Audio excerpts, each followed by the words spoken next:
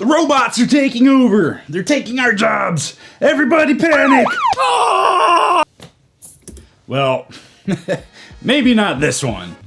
Hey, what's up everybody? So, I've had robots on my brain lately. If you've been around for a while, you probably know I'm an electromechanical technician, and I work with robots pretty regularly. One of them even ate my finger. Anyway, I've had a professional opportunity come up that I'm considering, and I'll probably elaborate more on in a later video, but it's gotten me thinking about the state of the workforce and the future of robotics. The other night I was out late and I was gonna stop and pick up food on the way home at a fast food place. I stopped at 3 different places that were open according to their hours of operation.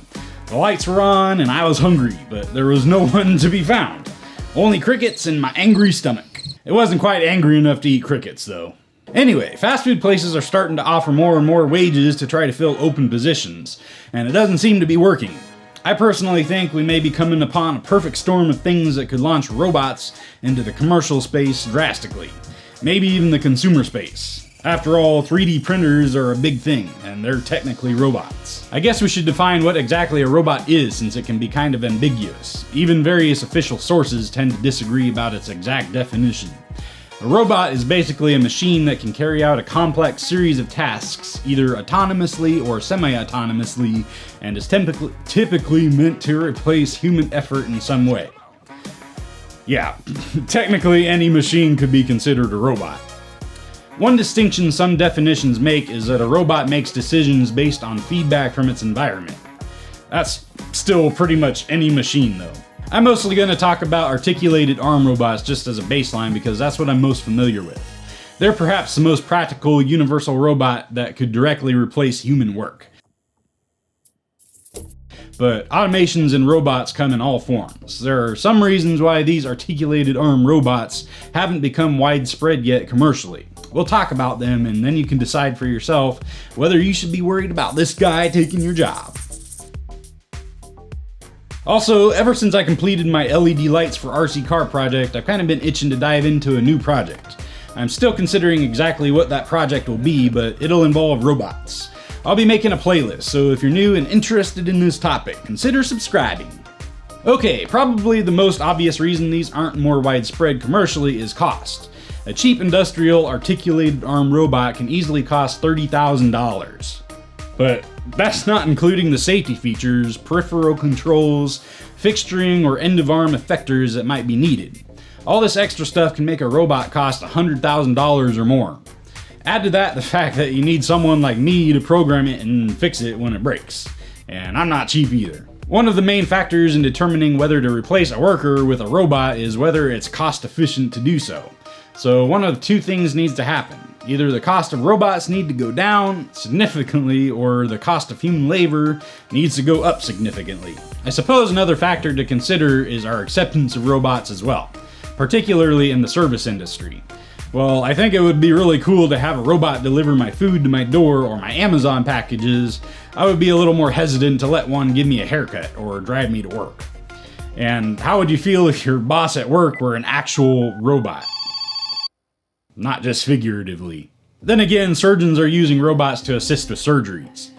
But I guess when it's a life or death thing, maybe you'd be more okay with it.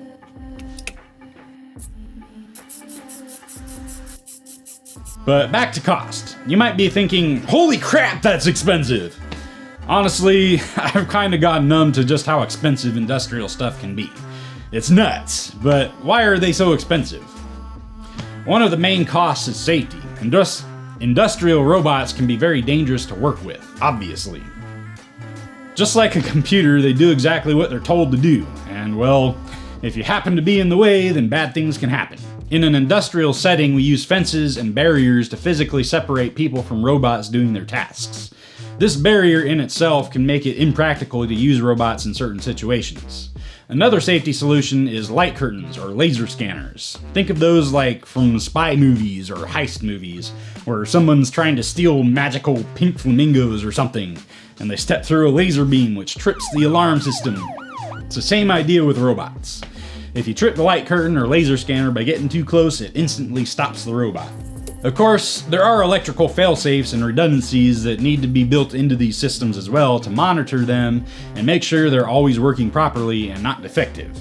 All of this costs lots and lots of money. Those laser scanners I mentioned are about $4,000 or $5,000 each. What if there were a way to make this stuff cheaper or eliminate it altogether so you could work side by side with these types of robots? It's not a new idea actually. There's been plenty of interest and development in the industrial sector since the late 90s to come up with robots that can work more collaboratively with people in the workspace while maintaining safety. But they're still expensive and used more in special case scenarios. We're considering commercial applications though. There are a lot of up-and-coming startups interested in solving the cost and safety problems in order to break into the growing commercial robot market. Some are even backed by larger industrial companies. These types of robots have adopted the term collaborative robot, or cobot, meaning robots that can be worked with directly. The International Federation of Robotics actually defines these in a broader category as service robots that include all types of robots. There's all kinds of great statistical information on their website that I'll link to in the description if you're curious. But there's definitely an upward trend of service robots usage according to their numbers. There are other factors to consider as well that make industrial robots so expensive, like accuracy, repeatability, and the payload, which is the kind of weight these robots are required to carry or move to do their job. But I didn't want to get too technical in this video. We'll save that stuff for a future video. So what do you think? Are robots going to steal your job? Tell me what you do for a living in the comments and how robots could or have affected you. For the most part, in the industrial setting, robots have been changing jobs rather than replacing jobs, and in some ways that's not a good thing for us humans. One of the most popular uses of industrial robots is for welding, particularly vehicle frames. It's very important to make sure critical welds are done right. Otherwise our engines might fall out while we're driving. I've actually had that happen before. It was terrifying. But this addition of robotic welding cells has changed the traditional production welder position in factories significantly. Many welder positions have evolved into robot operator positions requiring less skill.